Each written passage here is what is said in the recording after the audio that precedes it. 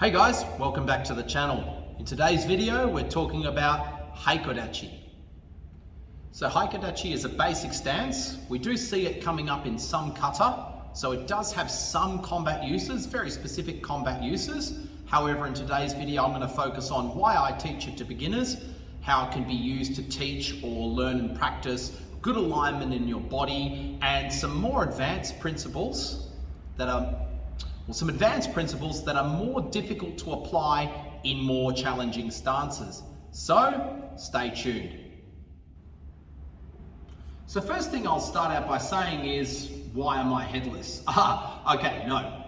Focusing on my feet. Now, first thing I'll say is, HEIKO DACHI is not a terribly challenging stance to get into.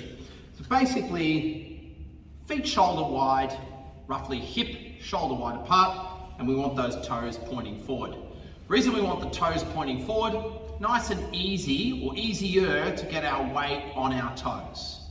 Okay, if I demonstrate from this way, we don't want our weight back on our heels.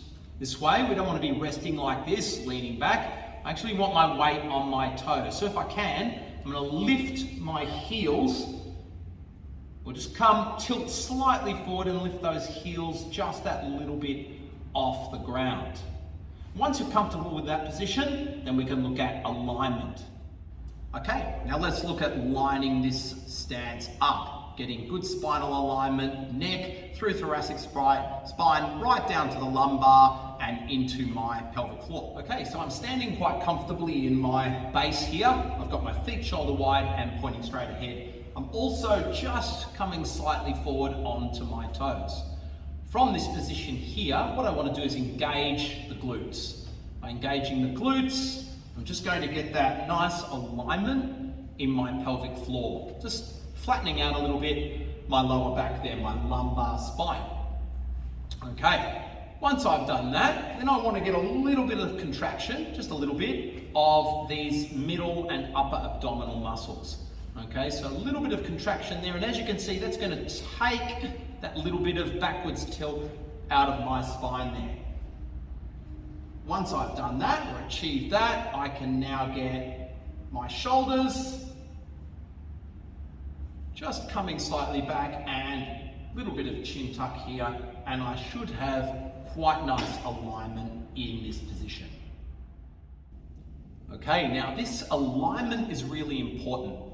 It's a little bit like running, I guess, the way I explain it to people. It's a little bit like running. If I've got a very small inaccuracy or issue with my stride when I'm running, if I go for a 1K run and I only do that once, it's probably not going to cause a problem. Let's say I'm turning my feet inward a little bit every time I take a step when I'm jogging.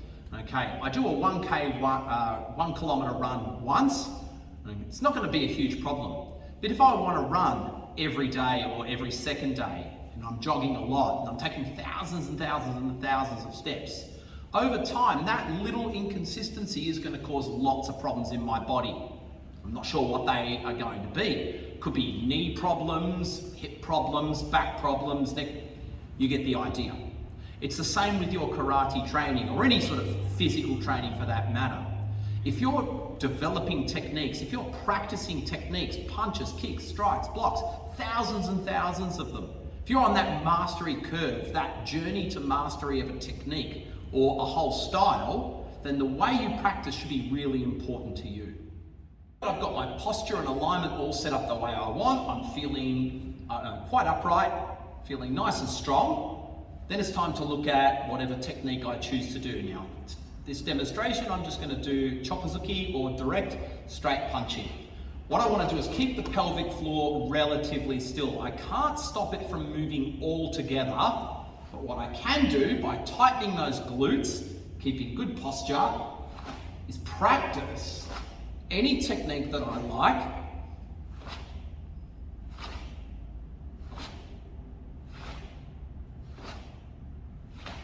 like so. And what I'm doing here is I'm focusing on this core engagement while delivering a focused strike or block whatever the case may be.